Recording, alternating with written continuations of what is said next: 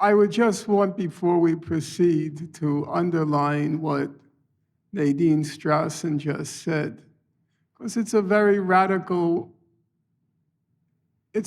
statement, though, but it's also in our jurisprudence. She said you have the right to advocate anti-Semitism and you have the right to advocate genocide.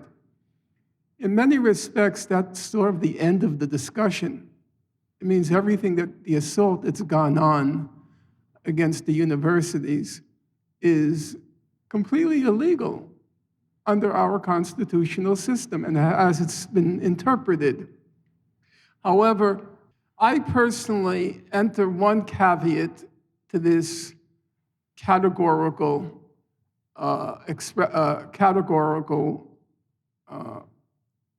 support for freedom of speech, because it seems to me that there is a difference between having a conversation with somebody where there's an exchange, even a very emphatic exchange of opinions, and when you're talking to somebody who's a war criminal, who has blood in their hands. And I believe that to allow that person freedom of speech on a college campus is a form of desecration of the dead. And I don't consider that acceptable. Now, that can be a Henry Kissinger, for those of you who hail back to my era, or it could be a Jean Kirkpatrick, but let's hear what Dr. Cornel West has to say.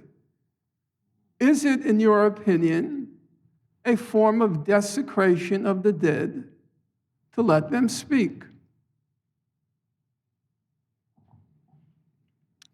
Yeah, I don't have a absolute yes or an absolute no.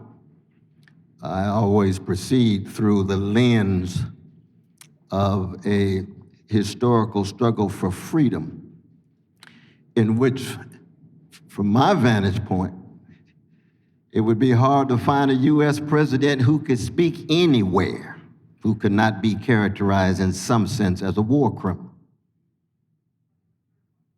Starting with the slaveholders. Harry Truman, 290,000, Nagasaki, 350,000, Hiroshima, Vietnam, LBJ. And so for me, when you talk about war criminals, good God Almighty, shoot, I've been to Harvard, Yale, and Princeton. I've seen a whole parade of war criminals. And they're not just presidents, they're not just elected officials, but they're the ideological rationalizers of the misery, of the socially induced forms of suffering and domination. And it comes in all colors, every nation, every empire, every social experiment. So the direct answer to your question is, even these thuggish, gangsterized war criminals like a Trump, like a Biden, like an Obama, they have a right to spread their lies. I fight for their right to be wrong, because in the end, I'm deep libertarian. People have a right to express their wrong, or whatever form of evil it is. You have to have a robust public conversation about it.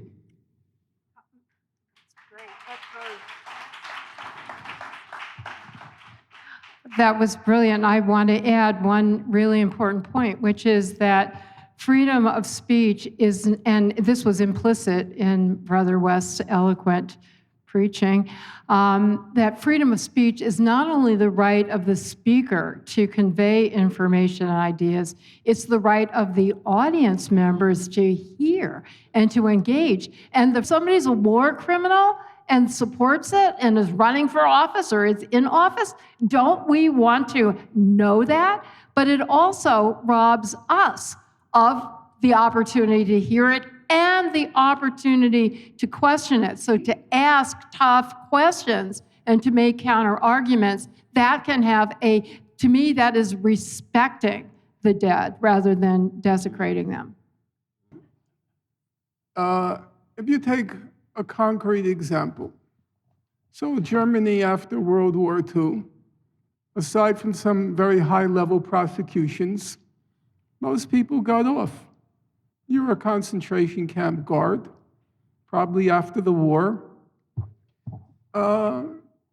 Maybe became a student in college. You got a lot of blood on your hands. Now, a student group decides to invite this concentration camp guard who has a lot of blood in his or her hands and decides, let's hear the German side of Auschwitz. And then sitting in the audience is somebody whose family was tossed into a gas chamber and then was incinerated. I find it a moral abomination. You can talk freedom of speech all you want, but this is a very distinct category. Now, Cornel is correct. It means a lot of people. It does. Because where do most of these presiders over murder, where do they end up? They end up teaching at Harvard, they end up teaching at the Kennedy School, they end up at Stanford, that's where they end up. I recognize that, it's a large number of people. And I still emphatically believe that's a desecration of the dead, and I find it unacceptable to not take that into account. And I'm surprised Dr. West didn't take it into account. Oh, I took it into account. I just disagreed with you. I think I got a better argument than you have, though, because when you talk about moral abomination, I agree with you wholeheartedly. But if you and I agree that the pool is so broad, because we're not just talking about politicians, Soldiers. we're talking about professors, Yes. we're talking about journalists, we're talking about TV stations, Supreme Court justices. This thing is pervasive. We're talking about pastors, rabbis, imams. No, Where does it stop? That speech. Where does it that stop? speech. I'm talking about a very special category. Yes. People who have blood on their hands.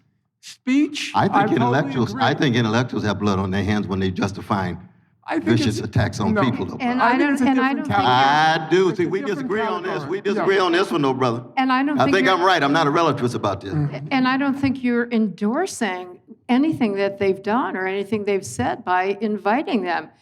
Among other things, to me, the greatest way to honor the dead is to do whatever we can to prevent this abomination from happening in the future.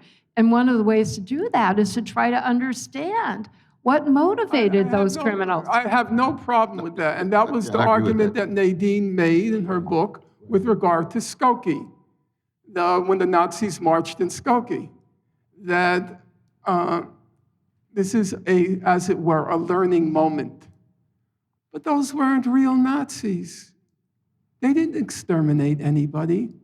There were a handful of wackos, I think the number was about 30, a handful of wackos in Skokie, Illinois.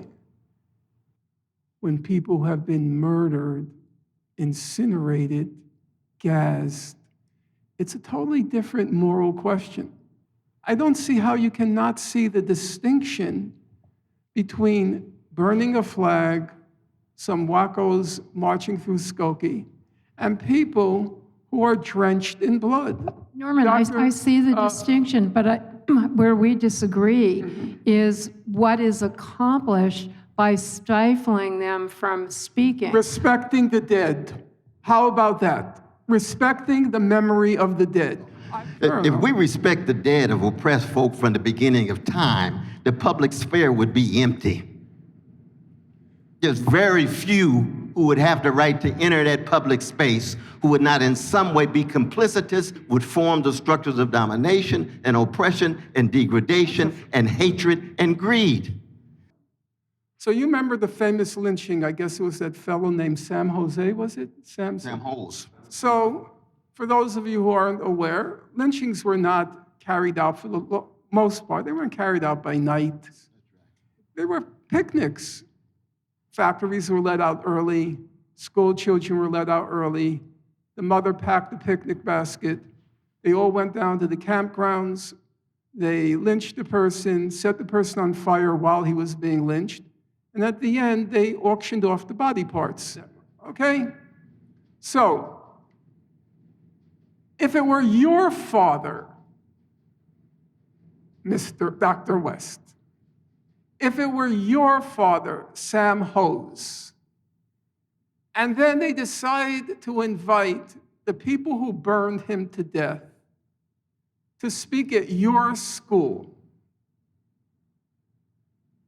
would you just limit yourself to a protest?